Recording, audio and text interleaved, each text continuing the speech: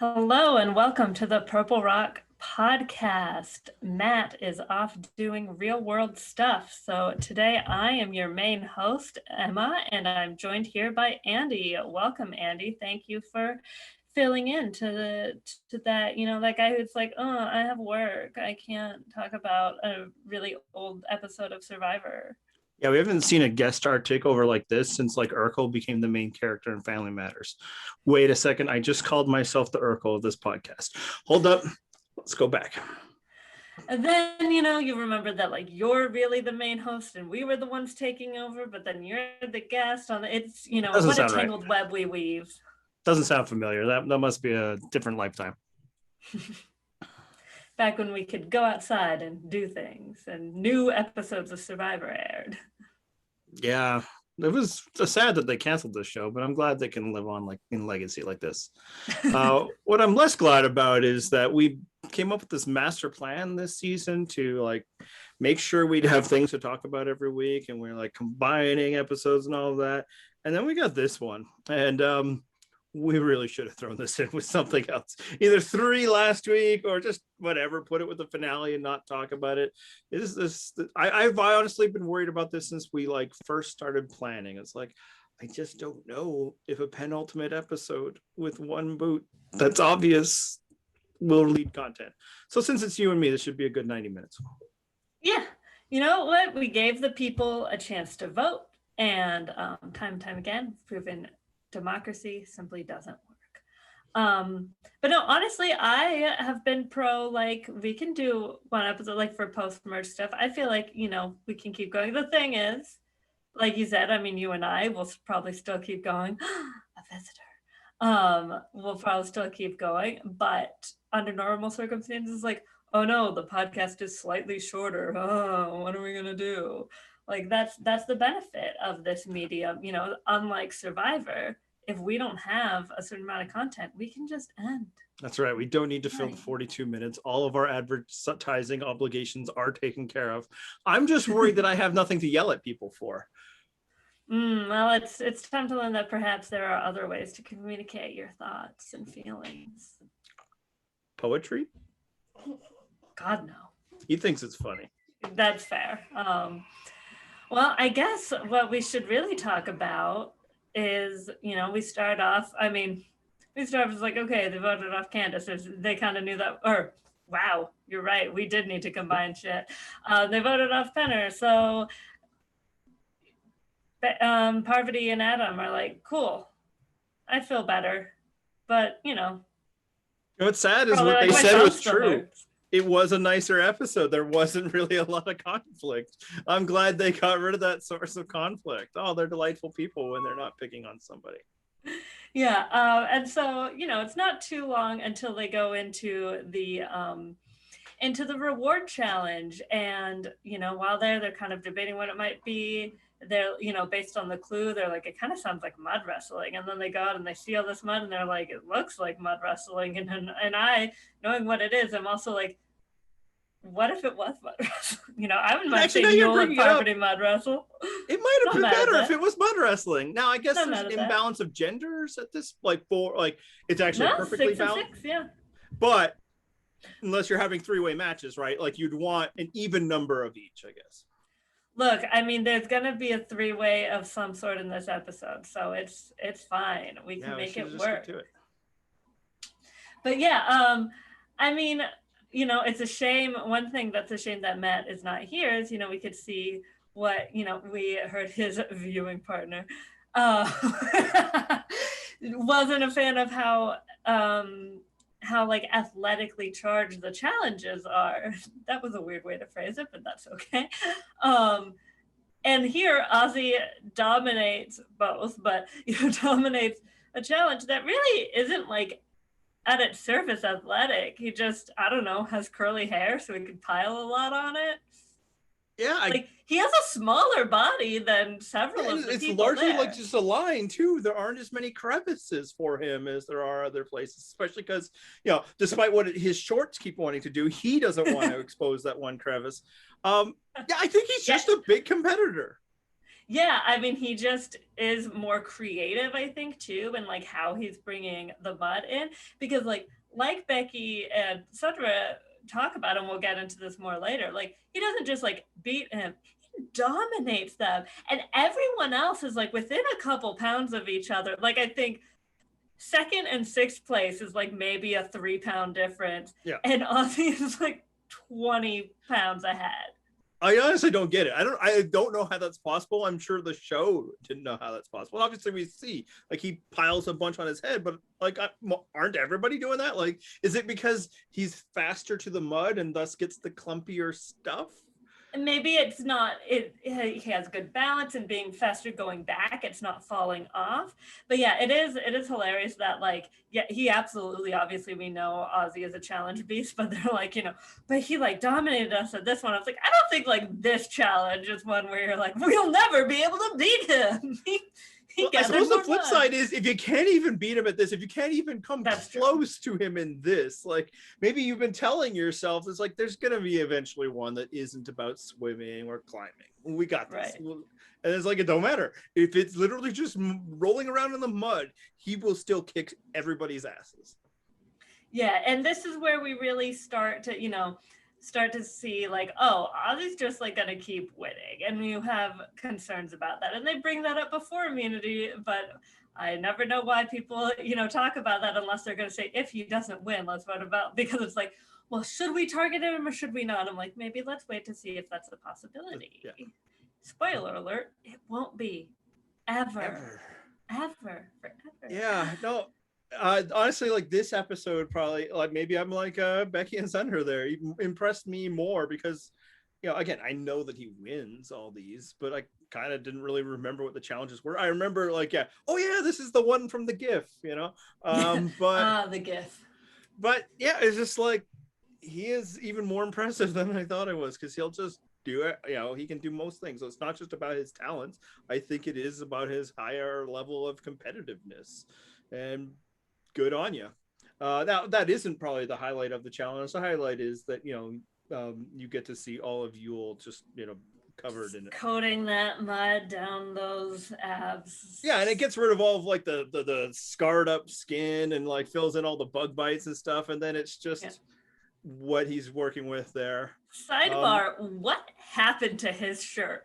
No one else's shirt is as destroyed. There are just like these massive holes in the back of his shirt. What did he do? Was he just like, did he fall down a cliff? What happened? Anyway, and then he's wearing this like someone's long sleeve shirt where the sleeves are longer than his arms. Whose shirt is that? Is that his? Where did it come from? The only person that would make sense like in terms of sleeve lengths is Adam, but Adam doesn't have a long sleeve shirt. I don't know. That doesn't matter. What is interesting is, kind of, different way, but kind of like with the family challenge, they aren't letting you just like pick whoever you want to pick. They're making it a little different for these rewards. So instead of Ozzy being able to like take 2 people with him, which honestly could have like been like, ooh, who's on the outside of the I-24, and might have actually been a little interesting. It's just like, oh, second and third place also gets to go. I did think it's a little interesting how they phrased it, because you could have just been like, the first 3 people win, but instead it's like, we'll see who the winner is. But then also, the next 2 people will get to go. I'm like, so the top 3. This is a top 3 challenge. Like they didn't even give first place something better. Like you get to choose the menu or anything. Yeah, everybody gets the same reward as long as you're in top 3. I didn't mind the idea of it. Like I actually think it would be nice if Survivor did this a bit more just to switch it up. But in this instance, and why they probably just don't do it, is by removing choice, it becomes a little less interesting. Now it works out because we get Parvati at the challenge, and thus it's probably the most interesting part of the episode. But if it had just been a different combination of 3 people, it would have been less interesting. Now, the one thing I think, like, it wouldn't have pointed out as much as who's on the bottom, because the answer is Ozzy. So it's like he would have picked something. Like it'd be interesting who he would have picked. I imagine it would have been probably Yule and Sundra if I had to guess. But yeah, I would like it if ever, like, especially more when there's more people in the game. If every once in a while they do this, where it's just like individual challenge, but top finishers get to move on as opposed to always just picking, because that also becomes a little less interesting. Especially since a lot of people know what to do. Right. It kind of, instead of like strategizing, then you don't get like the hurt feelings and stuff, but you can also get like unusual mixes, which can be good. Yeah. So I do think it is something they could maybe consider. Yeah. And another thing I've noticed this season, like nowadays, they just do a lot of team reward challenges. Right. And that's what causes sometimes the weird mixing. And, teams are chosen at random, except, the one person that they never choose or whatever, or captains. There haven't been any. And were there any in Pearl Islands? I think maybe it's a more newer. I think there were in Pearl Islands, actually. I think there were a couple. There's probably more now because the merges are so much bigger. And this was a really late merge. Well, it was a 20-person season, but it was also a very late merge. So they just didn't feel as advantageous to do so. Yeah, and they're also doing fewer reward challenges pre-merge, so they probably have a lot of challenges left over for team setups. So maybe that's what's going on. Right. But I think I like this better, where it's an individual, but people can come in different ways. Oh God. Combine in different ways. But I would like it if first place got something better, much like Amazing Race. First place gets a reward, and everybody else is also it's good. Yeah, that's a good call. Like maybe like Ozzy's the only one that gets a massage or something like that. Like who knows, whatever. But that's not how it works. So the three of them, Ozzy, Yule, and Parvati, still coated in mud, sit on their plastic-lined seats on a plane and arrive at the resort. I sure hope they must have, but I sure hope they told the people, like, yeah, they're going to be covered in mud. Yeah. They're just going to be completely coated in mud. These will be the messiest humans you've ever seen, because under that mud, but when they clean up, they will be some of the hottest humans they ever seen, and it's only going to get hotter. Yeah, it really worked out. It's like the show probably high-fiving themselves. Maybe they would have preferred somebody other than Yule, who was the chaperone of the event, which I loved. I remember this, so it must have been from interviews. Like, he said that he wanted to go to bed, but there was no way he was going to leave those two alone. That's smart. I mean, it does make sense. Yule is 31 at that point, and Parvati and Ozzy are 23 and 24. So they are, I am almost 31 myself, and the difference in my nighttime energy now versus 23 and 24, and that's someone who doesn't drink, is very different. And, I've never been around someone who looked like Parvati, so who knows? I mean, other than the time very briefly that I met Parvati, around Parvati, yeah. I guess times now at this point. Have you been around times. her? Yeah. But that's different.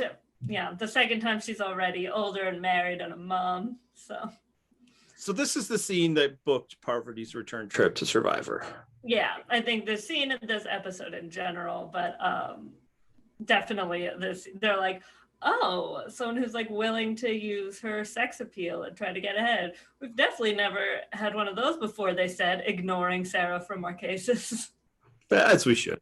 We've never had anybody successful, although I guess here they also did not have somebody successful, but it's the way that they always want to portray, women, certain women on the season, and they usually don't play ball because that's not real. But for Parvati, it is, and they're like, yes. And I think it's the most interesting part of the episode because she's trying something new. And if Adam were there, like, would it have worked? I don't know if, because it's tied 3-3, I don't know what they have to offer Ozzy. Right. Other than, which they don't in this episode, the ability to potentially remove Yule's idol.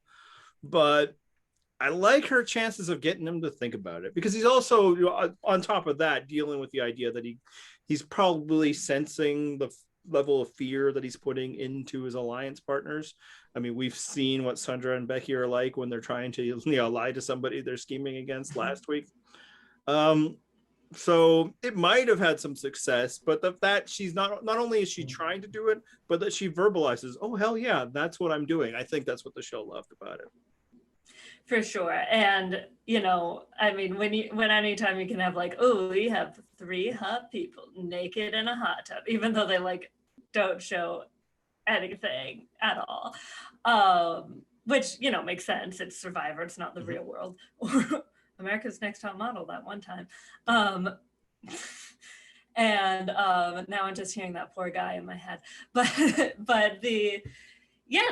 I think also just a funny like sidebar is Yul being like, wow, Ozzy, you've never had a massage? Oh, you're in for a treat. I'm like, he's a 24-year-old waiter. Yul, when the fuck is he getting a massage?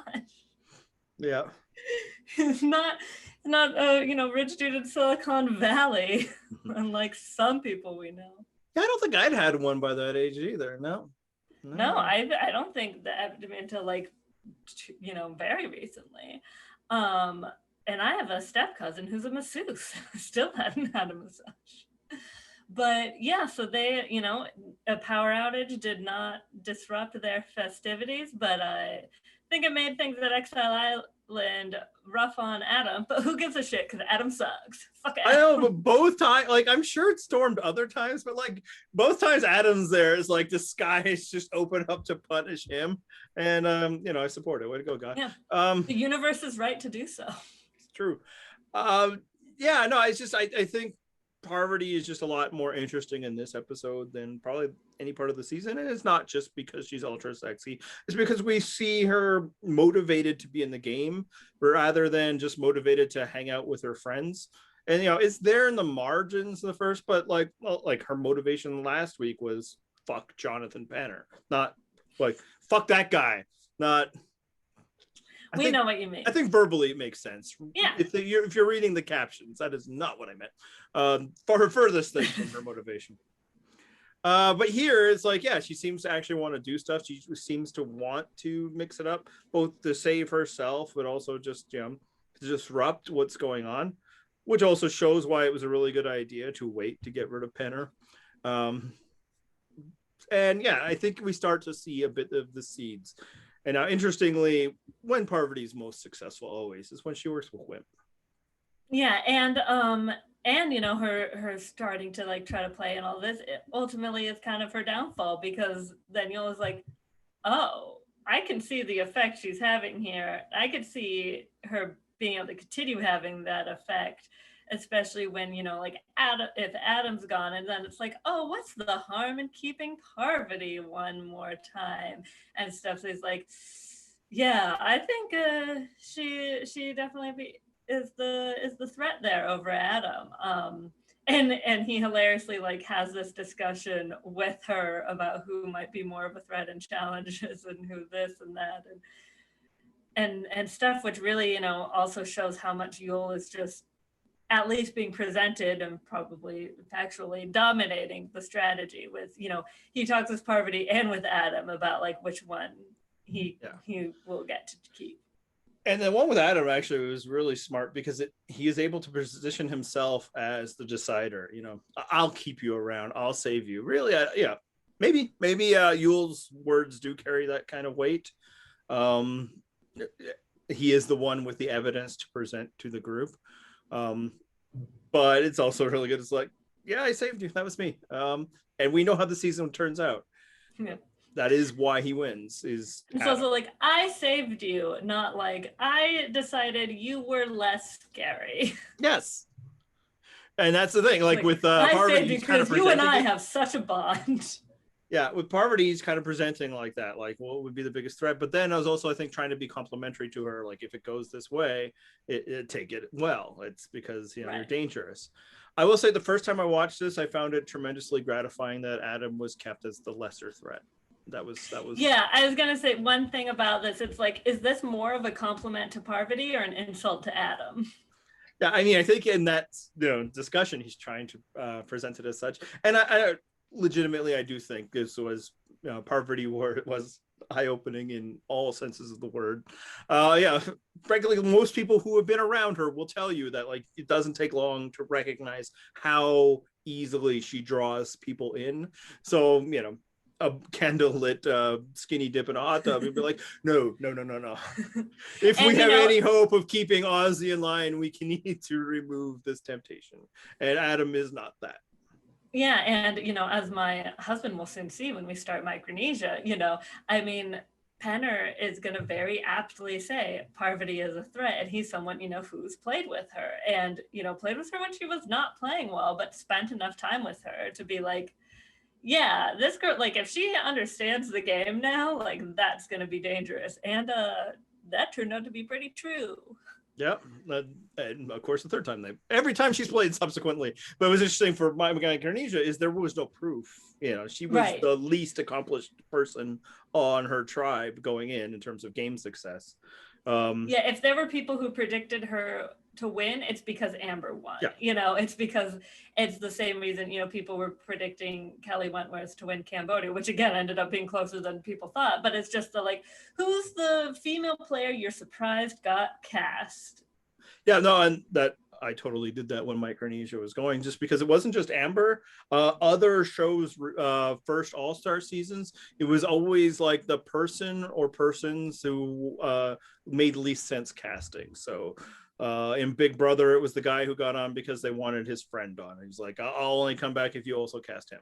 He wins. In Amazing Race, it's two people that didn't actually race together. They just smashed it, took two people from two different teams and put them together, pretended they were dating, and they won. So it became like this thing that is like, wild. Yeah, whoever deserves this invite the least. And it was like, well, that's Parvati. There you go. Luckily, Survivor has moved on from that. Ciara Dawn Thomas did not win Game Changers, for instance. Jeremy wins. Even Sandra, like, she's a former winner, but by Heroes versus Villains, there've been a lot of seasons. She was a lower profile winner. But Tony wins twice, Tyson. So I don't think it's a thing anymore. And I've just managed to spoil several seasons. You're welcome. But again, I would be curious on the stats of how many people are listening to this who aren't, devotees, who, if they haven't seen everything, haven't also been spoiled because of hanging out in the Survivor fandom. And I think other than if the person's name is Parvati, these names shouldn't stick with you as you go on. Apparently, If you hear the name Parvati, or maybe it's also a volume thing, you will, just carry that with you. And I know we do this at the end, but let's just get to it now. He lost his winner pick. How is your viewing partner dealing? Yes. Well, Matt's not here, so I'm going to talk like a normal person and say how, my husband, he was never actually rooting for Parvati. He just thought she was going to win. And so he was very much and it's funny because he'll have a winner pick, but still take things very episode by episode. Because I was like, oh, who do you think will go home? I like Turnas, if you say, who do you think will go home? And he's like, oh, well, it should be Parvati. First he says Parvati. I'm like, but I thought you thought she's winning. He's like, well, yeah, that's why it should be her. I'm like, who do you think will go home? Not sure. These are different questions, but we're learning. But so he was definitely a little surprised, and he's like, well, that opens things up, and is talking about how it's hard to, he knows there's the idol, and it's just well, if they don't get rid of that idol next week, and I was like, how are they going to get rid of it when there's only 5 people left? They're fully just sacrificing someone, but that's fine. He doesn't know. He's like, well, it's hard not to see, well, it seems like you will get there. And Ozzy, he'd have to win all of the challenges. I'm like, wouldn't that be crazy? If they both get there, I don't know. That's going to be a tough one. I feel like it'd be them and Sundra maybe. He's like, I feel like that's who they would bring because Becky, has done more. So the fire making challenge should be a delight. Yeah, that's right, because you guys moved past this because of me. So he is now accustomed to the idea of final 3 because other people. And I straight up said, I was just like, this is the first one, there's a final 3. And when there's certain things, I was like, this, they don't know that yet. And so when there's the preview, there's a big twist. It's especially because we did watch China. So it's this is when that started. And this is why, and I sort of said, I explained the panic of the all-white final 3. But, which actually maybe that's something we should discuss now because we'll have plenty to discuss next week, is that twist. because they don't tell them until next week. So, it's like at that point they know they won't have an all-white final three. That's impossible. Yeah. But it was still a 20-person season, and I think there's a lot of thought of the idol and stuff being there to guarantee you'll the final three. But I think we also have to remember that the previous season, Terry Dietz was this like American hero who was winning all the challenges, and then he lost the last one and he got voted out. And you know how Jeff hates when they just get to vote out the best player. Because that's not fair for some reason. So it's possible that was involved as well. But what's crazy, or do you have anything to say? I've been talking a long time, but I know you don't have as much. Yeah, I think once they decide to go to final three, and again, yes, I suppose it is possible that decision had been made because of the season prior. But I mean, Terry Dietz was not the first person voted out right before the finals to but he had something in his pocket that got him so close. Yeah. Is that they are now spacing out the days to get to a final three. So even if the potential for an all-white final has been eliminated, I don't know if they could make the switch back at this point and still execute things because they're running out of time, which maybe is why there should have been an indication, because they will not tell them, I'm pretty sure, until this is the final challenge, and they're like, what? And how are we going to go to Ozzy now?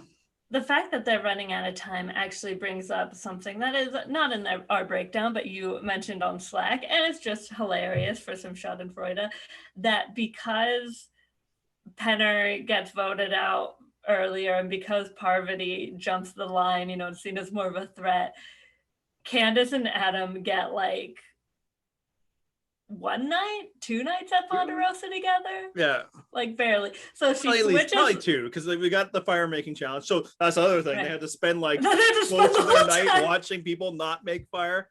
Yeah.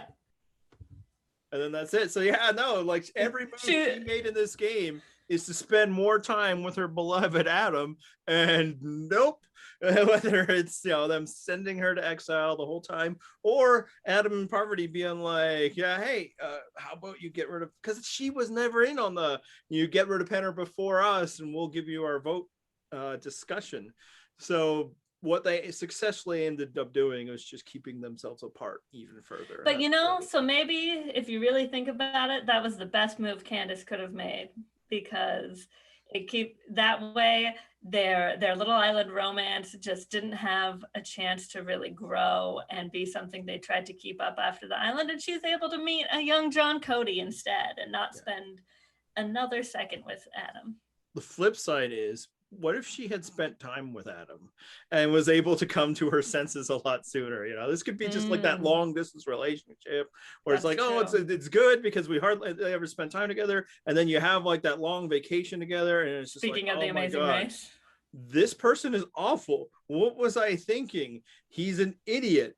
But she was belonging, the not being with Adam was the definitional part of their relationship, and thus it became something that she could cling to. The world is keeping them apart. We will defiantly make out in front of everybody to prove that our love is true, and you can't stop this. I don't miss that. That's for sure.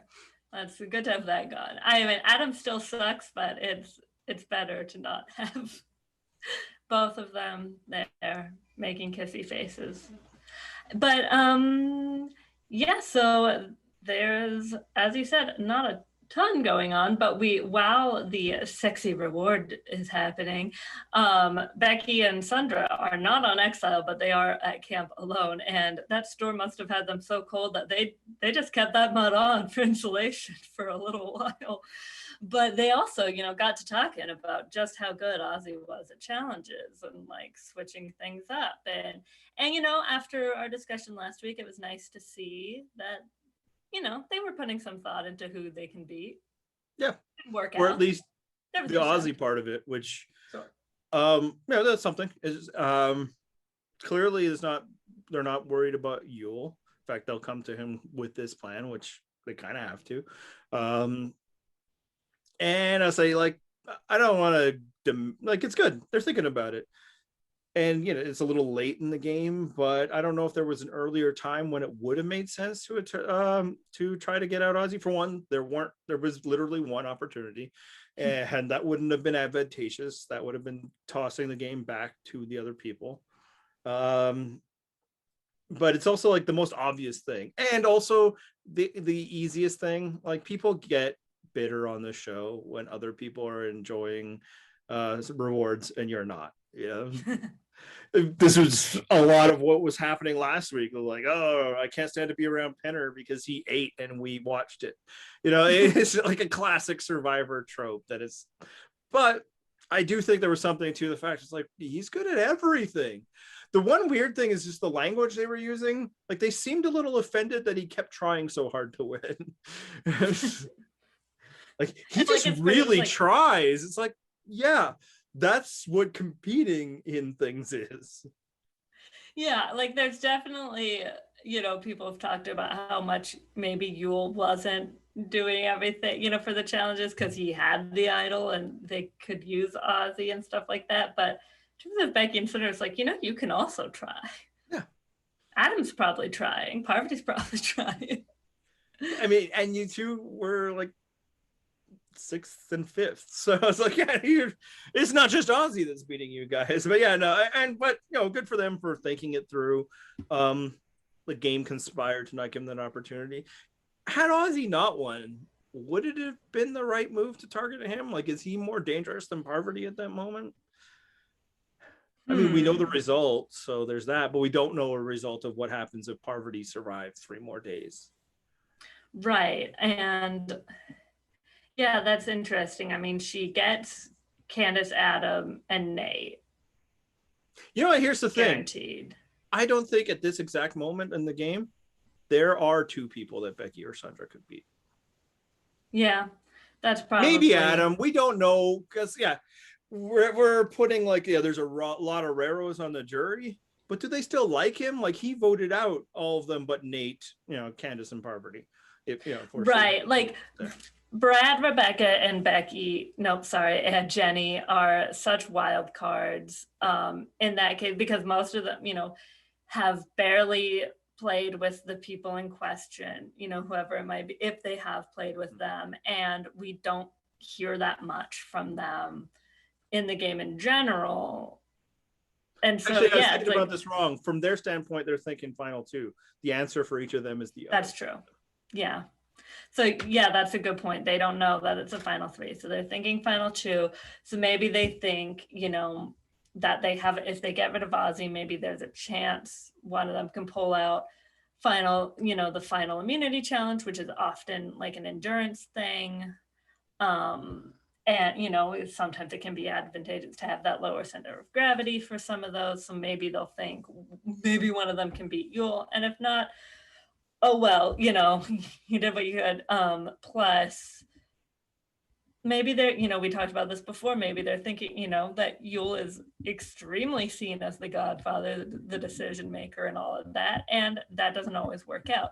Yule's also calm and soothing and personable, so people aren't really getting mad about it. But, And ultimately, I don't want to criticize them too much because they came into the merge down, 5-4, and prior to that, it was like down 8-4. So there really wasn't a lot of moves for them to be making through no fault of their own. Like, Becky had made an alliance with Candace, Sundra had, jumped past a few people to be at least a part of that. So there might have been moves that were taken away from them. But yeah, I will say this week it was less like last week. Both you and I were like, Becky, what are you doing?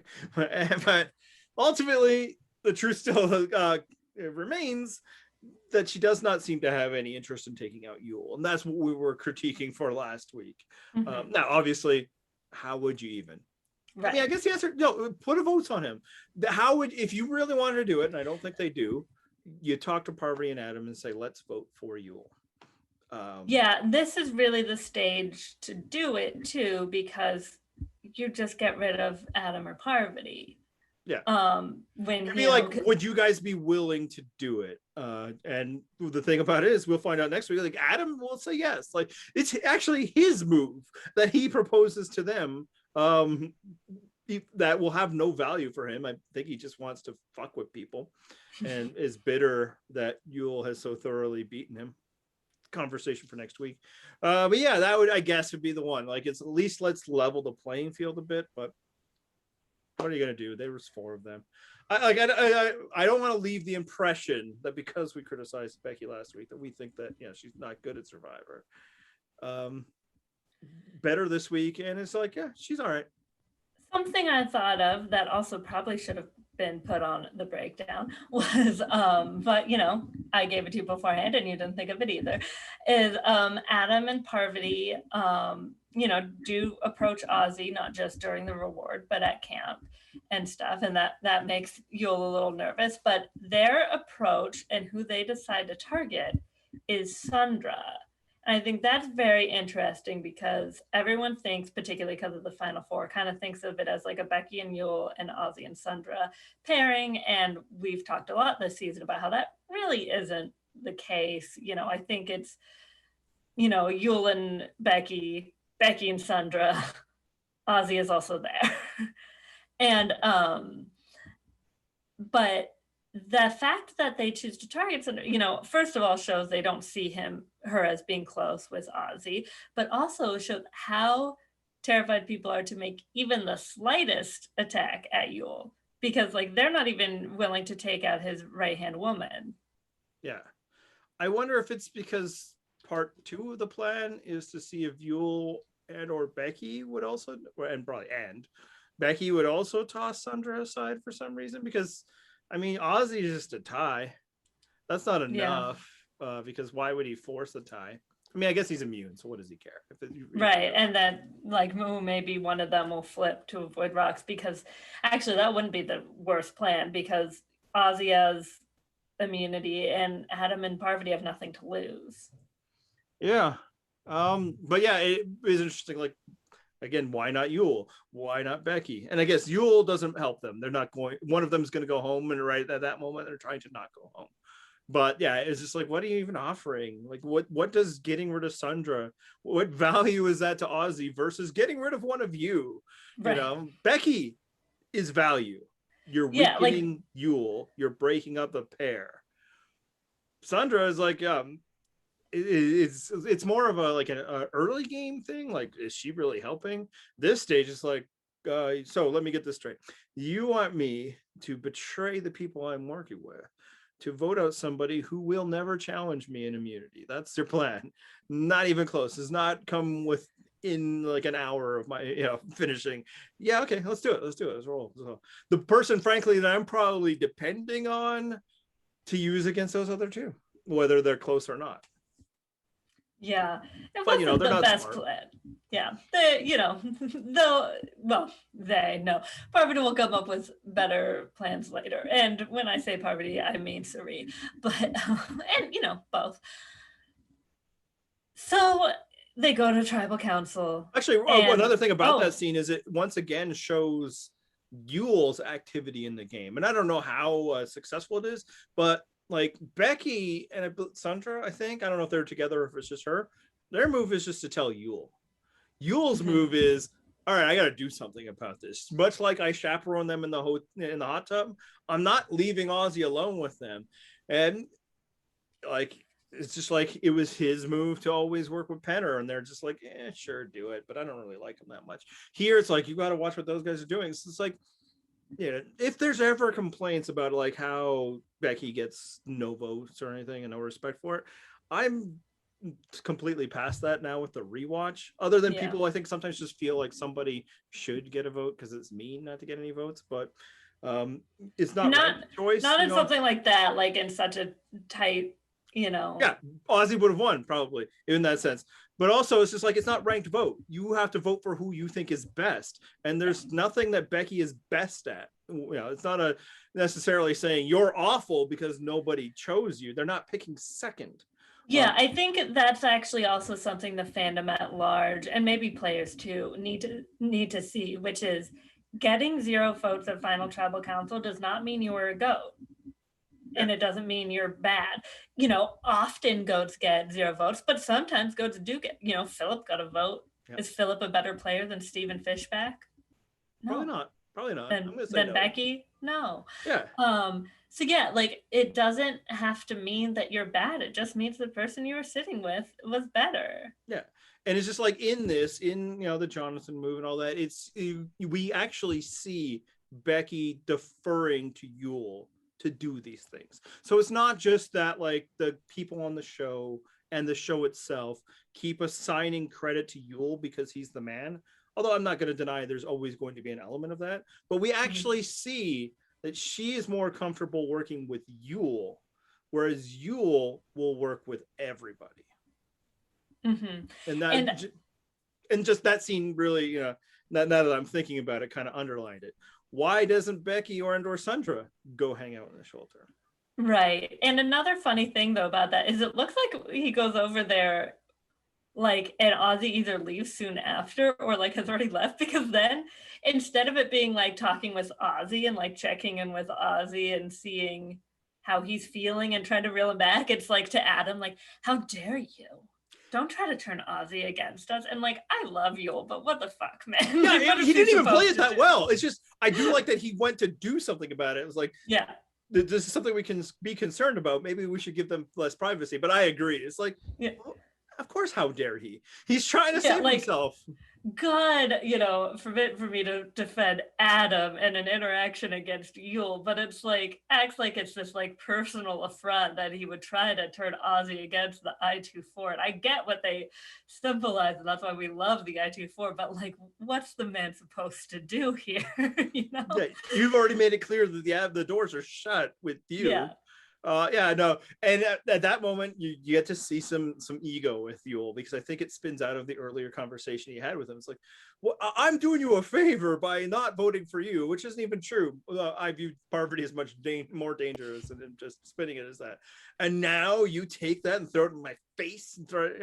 I think it was not a good moment, and everybody has them, particularly on this show. But yes, sadly I have to agree that I sided a bit with Adam in that exchange. It's a dark time, so let's move on from it. Yes, So never we speak don't of this sit with again. that anymore. So, obviously they're going to tribal council and like leading up to it, there's a lot of like they keep like having these shots of Penner's hat and like dramatic shots. Like my husband was like cracking up and he doesn't even know what was coming, and it's just like, why do they keep like Jonathan, hat.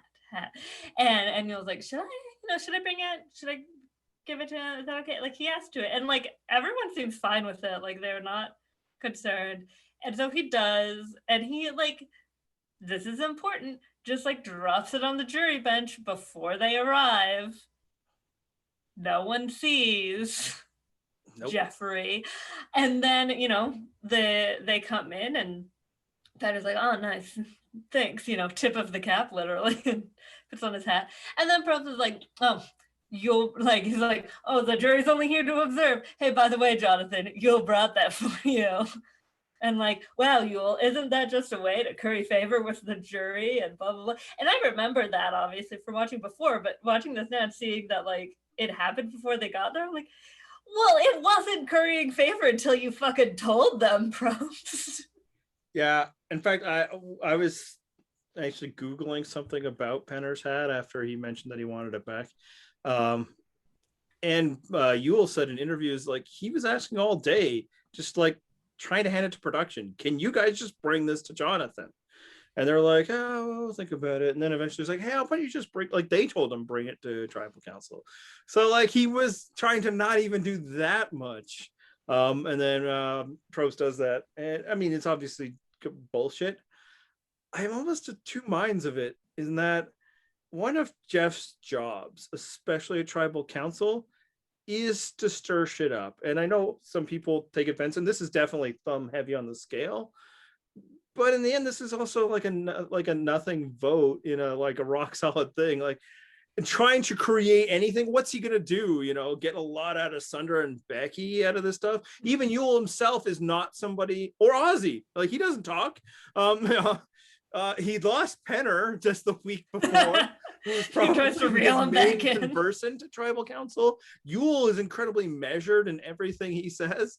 So, like, while it was complete bullshit, Yule was absolutely trying not to curry favor.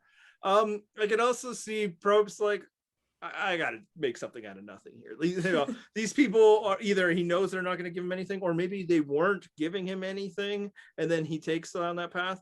And this isn't just that I, defend Probst more than most Survivor observers, which is to say, I don't blame him for every failure of the show that we all purport to enjoy. It's that working Jeff is an important ingredient in being Survivor. He is not an impassive observer. He is an obstacle. And a lot of the great Survivor players will tell you that there's a way you got to work it. You need to give him enough that he'll stop digging, but not give him so much that you'll sink your own game. And that there's a skill in that. Now, is this an instance of that, or maybe he should shut his fucking mouth about the fucking hat? I don't know, but I'm just saying, like, I could see why he would do it, even though like his interpretation was, completely made up. And that is just like, I got to get something out of this. Like this straightforward vote that a bunch of people were just like, yeah, no, the reward was fun and all this. Like, I'm gonna drum something up because I have a 10-minute segment of television to create here. Yeah, like I totally get that, and I think maybe there just need, like, if he had a different way to do it or something, because it really does, like, obviously we know it works out, but like it really does feel like them very heavy on the scale, especially to not just be like, oh, you brought it, but like be like, well, you brought this, and isn't that currying favor, even though nobody knew until I told them. I would have loved if he had come back with that and being like, but that's the thing. I gave it anonymously. Yeah, and that's kind of the thing. That would have been a good moment. You got to work Probst. Exactly. He should have come back. It's like, no, I didn't do that at all. You're saying I want to curry favor. I did this in secret. You're the one who told everybody that this is what I was. And if that makes Jonathan happy, well, hey, great. But this clearly wasn't my intent. But, Yul doesn't do that because, I don't know why he doesn't. At least in edit-wise, he doesn't do that. Right. He really kind of does the opposite and, like, ultimately admits that it's kind of both, oh, it's a nice thing, and like, oh, if that, Corey's favor, then so be it. But that's not what happened. Maybe he's just so confused by it. It's like, I was trying not to do that, and like he's just so flummoxed by the gaslighting, really. Right, and then he's like, "Fine, I'll just say what you clearly want me to say." Sort of like, again, to go to Stephen, where like Stephen finally says like, "Yeah, I would have voted out JT," when he like really wasn't sure what would have happened because he just didn't let himself think about it until cross that bridge when we get to it type thing. But it was clearly like the jury would accept no other, like any other answer was clearly a lie, whether it was or not. And I think that's could be kind of the Yule thing too, of just like, but yes, it was also that, even though that's impossible. Yeah, and given the situation. It is a charge that will stick with him through the final tribal council, and some of that we'll discuss it when it happens, and some of that is just the bitterness of the people. But he will start to get painted as this like this sneaky person that everything was transactional and he was doing. It's like, no, that clearly was not the case here, or in a lot of things. But he wins. But yeah, just in general, like, how do you feel about it? That Probst is, for me, is like his job isn't to be impartial. He's not like Phil from The Amazing Race. And I think as it grows, you've arrived. This is and he certainly oversteps his bounds here or there, and this could absolutely be a moment of that. But I think it comes from a place of the whole point of this is to get people to screw up, is to expose conflict, because otherwise, like, early tribal councils, like first 3 seasons especially, are completely perfunctory. That's when Probst was at his most impartial. I mean, the first season they had like a conch shell that they were passing around to let people talk for a few episodes. But like, if you liked it when Probst was like, if he really loved you, he would have given up the necklace. Then I think the flip side is he's also going to sometimes give the shit to the people that we like, and it's unfair both ways.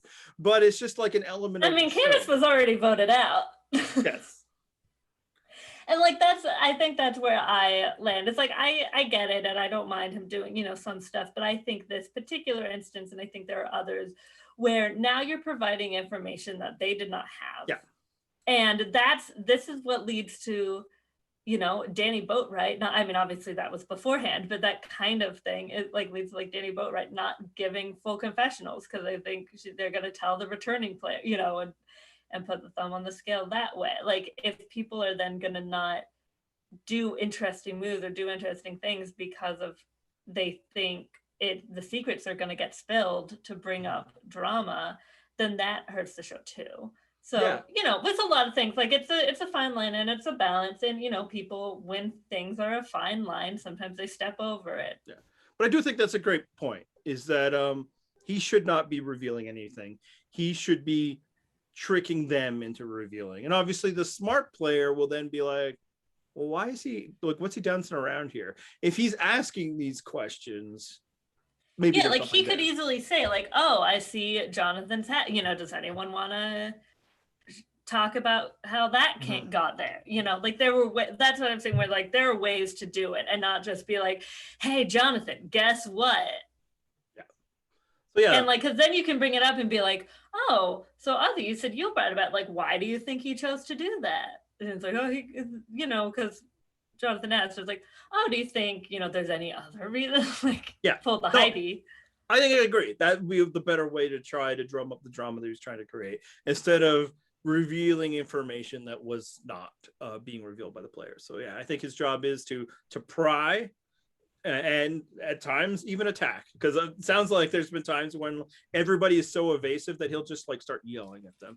He'll be like, if you guys don't fucking do something, I am going to do something. That's fine, because again, the job is to create something interesting for us, not to manage them necessarily. But he shouldn't be telling the jury things that the contestants themselves are not telling them. And that's what he did here. Right. But maybe he ended up buying Yule's vote for Penner's vote for Yule. No. I'm pretty sure Penner was. Oh, there's no way. There's no way. Yeah. So that that wraps up the bulk of the episode. We touched on this a little bit, but didn't finish. Post Parvati getting voted out, the winner pick of my husband, because he thought he was spoiled by me. We'll see what he starts guessing for Micronesia. Because I'm pretty confident to be like, oh, this is the one. Yeah. Yeah, it was so funny. Like when he'd be like, she must do something crazy because I know I've heard this name. I was like, yes. But yeah, so yeah, I was saying he knew the final three thing and was like, wow, Ozzy Yule, that'd be really interesting. He's been rooting for Yule this whole time. So I'm like, oh, who do you think would win if it's up against them? Or like he said, oh, or maybe Becky. What's interesting is he actually referred to Becky as the puppet master, but also said he didn't think he'd vote for Becky. So I don't know, maybe that's a misunderstanding of what a puppet master is. But like it's just acknowledging, like, yes, she clearly is doing stuff, which is true, like what we said, she's doing good work, it's just not as good as Yule. But while being pro Yule this whole time, suddenly when it was like, oh, if Ozzy's there, I think some of it was like, if Ozzy's in the top three, he obviously wins out.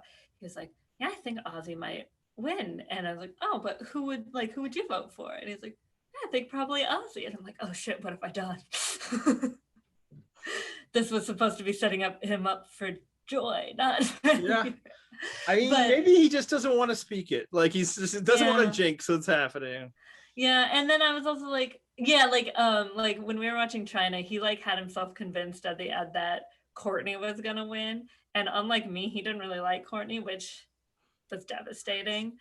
But I'm still not really okay. But he was like, Todd is still one of the favorite people he's watched so far. So I think it was like he was very convinced, and I don't know if it's because Sandra's the first winner he sees or something, but very convinced of like the person who's been in charge will not win. But I'm like, Sandra's up against Lil. Yeah, no, like just the way you've been describing it, especially all season and even now, I think he's overvaluing like the underdog or like the under the radar player. Mm-hmm. And then I was just trying to think of like the seasons you've watched. He's seen Sandra, he's seen Aris. Yeah, but like Aris, like, is he under the radar or is he just... Yeah, the problem is it's like there haven't been, like, Todd is probably the only time where you really had multiple people who were in charge, like, in there. Well, he saw Tom beat Katie and he knew that was going to happen. Yeah, so it's like, did you guys watch Palau? So it's like, that should have disabused him of it. But I feel like Tom was a real game changer if you've been watching a lot of seasons. Maybe, you know, if it's just a few, it's not as much. Because, yeah. Because then it's just like, oh, well, things happen and he won his way to the, you know, like almost seeing it as like a Mike Holloway or something. That could explain the Ozzy of it all, though. Yeah, exactly. And, you know, I mean, he comes close. And I was also like, but you were really, you know, you were really rooting for Yul and stuff like that. He's like, yeah, but I'm not sure about some of his decisions lately. And so I like nailed in on that for a little bit. And I think that's where, I think ultimately he just doesn't think voting out Penner was a good idea. Which will be interesting when the votes are revealed and I can say what the like deciding factor was for Adam. But the other thing, you know, is I think then he was like, oh, maybe that is all it is. So I think what we were talking about with like Yul's ego kind of showing up and like those moves are maybe starting to just put a little bit of doubt in there, a little bit of like vulnerability. There was a bit of tarnish on Yul's halo this episode. Yeah. Although more like, again, some of it completely invented by Probst. Right. In there. But then that moment with them, which does that register with enough people? I don't know. Yeah. And then I'm trying to think, is Yul the first Yul like winner? Like, obviously there's only the seasons you've watched, but even for us, were there a lot of, I mean, it frankly, has there been a lot of, you know, person who seems most in control of the game actually winning? And obviously, like, there's Hatch, there's Todd. Maybe it's been a long time, but is Earl? Earl's after. Right. Okay. So we're talking after. I thought you then said. Oh yeah, like, I did say like there has absolutely been some sort Earl, you know, Rob, Kim, Todd, that sort of thing. Yeah. So it definitely happens, but like before this, was it enough for like just the casual viewer, not even your viewing partner, to be like, that person just, you know, never wins, they get taken out? Because you think of the people that have been taken or like go to the end and don't win, like Rob, or, you know, Colby is a bit of a different case, although there's hilariously an interview recently with Tina where she's like, I love how the fans all talk about how I was this big mastermind. It's like, I didn't do any of those things. But yeah, like Sesternino is taken out before, Sari is taken out before. Yeah, know. but he's still this was even seeing the two of like in a hypothetical of them both in the final. And yeah, so you've already put him in the final. And maybe that's just Ozzy now equals Tom for him. Right, because that's the thing is we haven't. Tom is also somebody who controlled it the whole way. Right, that's the thing. He was also the strategy guy. And Ozzy, you know, Ozzy is not. Tom is really, wow. Has anyone ever said that Tom is like a Yul and Ozzy combined? Because I think we just invented that. This is put it down. That's our observation. We're geniuses. We want like a Bitcoin anytime somebody uses it online. Yeah, this is like when people say like Nick Wilson is like the son of JT and Steven. They're not right, but they say it. Yeah. Honestly, I don't think even JT. Well, like, which JT are we speaking of? You know. Sure, but I just mean in terms of the real reasons people don't like Nick. From what I've heard from Steven, I don't think that's even true. But you know, people just be stereotyping. But wow, totally lost my train of thought. But yeah, you know what? No, what it is he hasn't seen someone like a Rob, like a Boston Rob or like a Colby lose, which is also interesting. It's always been either like the strong choice, you know, Todd, Tom, or kind of both people are like not who you expected, an Aris Danielle or a Sandra Lil. Yeah. I guess we also had Heideck before this, just getting back to my earlier. But it's just weird. It's weird for me that somebody's watching it this far into it, not being like, I think Yul's going to win. And the thing is, I guess he hadn't because he thought he had, you know, big brained himself into thinking it's Parvati, but and that's, you know, might be, but had been like very pro Yul this whole time, and he also still said it's Yul's to lose. So I don't know, he could be very inconsistent with the things. So I'm curious to see, like, while we watch the finale, like as it goes along, I'll have to ask like after each, you know, vote at certain points instead of waiting for the end. But and thinking that Ozzy could win is a very legitimate take. Sure, It's he almost possible. does. Like only one person I think in the history of Survivor has ever come as close to winning and not win as Ozzy does this season. That of course would be Dominic, who tied. Brutal. Because it definitely seems like it's all because Adam is like, yeah, I guess I did make that deal, and you kind of. There's even enough wiggle room for Adam to get out of it because Penner survives one vote.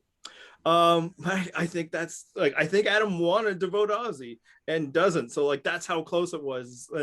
Just wild. I know, and Ozzy learns of it like either at that tribal council, or maybe it's like, what the hell? If you would have come to me, I would have said the same. I would have worked to get rid of Jonathan.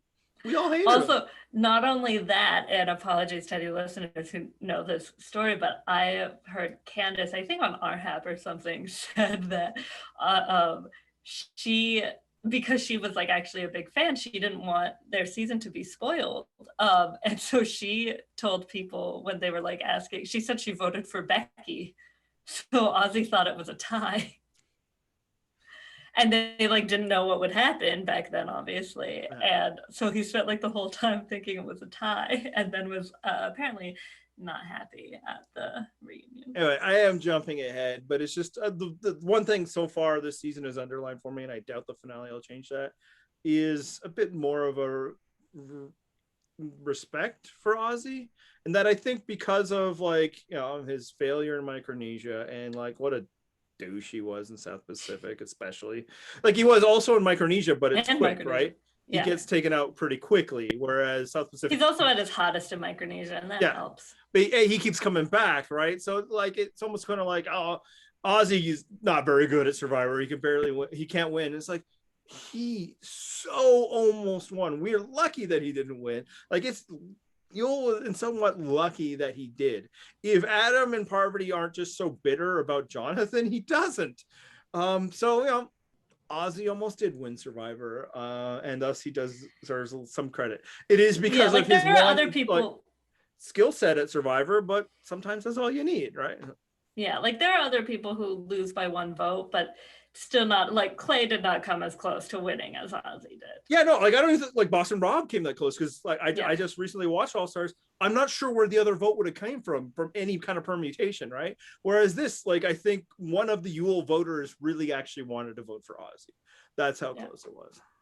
Anyway, that's probably enough. We're now talking about an episode we haven't rewatched yet, so it's probably enough for this week. I think we hit an hour, so I think we did pretty good considering. A lot of pausings and stuff on my part, so apologies for that. I don't like hosting. But as a host, where can people find us? I mean, I do this even when I'm not the host, but you can find this podcast and any other content at www.purplerockpodcast.com. The podcast, of course, can also be found on things like iTunes and Spotify, and I don't know what other shit you guys use. You probably do, though. Yeah, a quick note on that is John is actually doing some work behind the scenes for the first time in like I think a year. We're switching our host, which won't really affect delivery, except that it could happen that your podcatcher will force a lot of new downloads because they will view this as new content because we're switching the way it's hosting. If that happens, sorry that we fill up your device, delete them all. There's nothing new other than this week's and next week's episode. And complaints about that can be sent on Twitter at Purple Rock John or at Purple Rock Pod. But not at Purple Rock Emma or Purple Rock Andy. That is only where you send your praise. That's right. And if you want to yell at Matt for not being here, that's at Purple Rock Matt. And I don't know why you'd want to talk to Brad or Mark.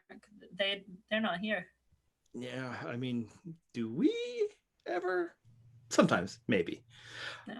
Speaking of that, next week is the last episode. Until who knows? Probably a while. Anything else? Theme music?